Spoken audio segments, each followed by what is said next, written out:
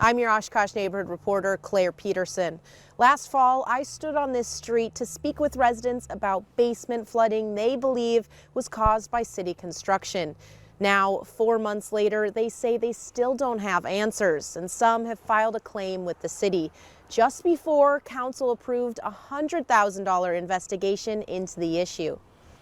Our clients are not upset with the city of Oshkosh. They're upset with the situation. Douglas Rose from Rose Group, a law office out of Milwaukee, is representing 4 residents on West 7th Avenue. Rose says they filed a claim of injury on January 15th. Before a lawsuit can be filed, the city has the opportunity to try to respond. The city has until May 15th. Trying to keep this as amicable as possible, but we've been frustrated by somewhat of a lack of response. I spoke with residents on 7th Avenue in October. They said after city reconstruction of the storm lines on their block, their sump pump usage increased and basements started to flood. A sump pump is used to manage groundwater levels. When I was there were certainly some pumps running way more than they should be. Council member Chris Larson visited the neighborhood after residents spoke at city council. I would be very upset if that was my home. Director of Public Works James Robbie says they've been doing some inspecting on their own, but a full investigation has taken longer than expected. Had a lot of difficulty trying to find somebody that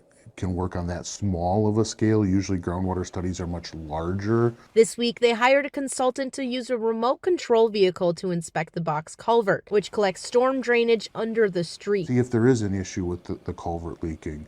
Robbie says they won't know the results until April, and he's acknowledged that a claim has been filed against the city. Rose says the residents have waited long enough. We find that somewhat positive, that the city has now decided to at least authorize some investigative work. What my concern is that if they have results in April, it doesn't mean that they're about to fix it.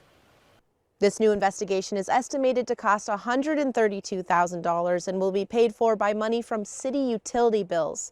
In Oshkosh, Claire Peterson, NBC 26.